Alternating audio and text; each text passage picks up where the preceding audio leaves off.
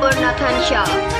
शहरी organising committee खैरापुर Nathan Shah पारां शहर में सफ़ाई न हुजण, रोड ऐं नालियूं न ठाराइण, ड्रेन सिस्टम सही न हुजण ख़िलाफ़ SUP तालका सदर ऐं शहरी ऑर्गेनाइजिंग कमेटी जे कन्वेनर गुलाम मोहम्मद गाढ़ी, अवामी तहरीक अगवान गुलाम हैदर मल्हा, STP अगवान सिकंदर खोखर, पोरियत मज़ामत अगवान असद निज़ाम Chandio, Rustam Chandio, civil court bar सदर हिम्मत अली गाढ़ी, शोबान मल्हा, अवामी पोरियत तहरीक जे आकिब चांडियो, अवामी वर्कर्स पार्टी जे कामरान चांडियो, हशमत चांडियो, हादी ॾिनो कुहारो ऐं जमील चांडियो जी अॻवानी में बलोच पेट्रोल पंप खां कम्यूनिटी सेंटर ताईं एहतिजाजी मुज़ाहिरो करे बुख हड़ताल कई वई, जिथे अॻवाननि चयो त शहर खंडर थी वियो आहे।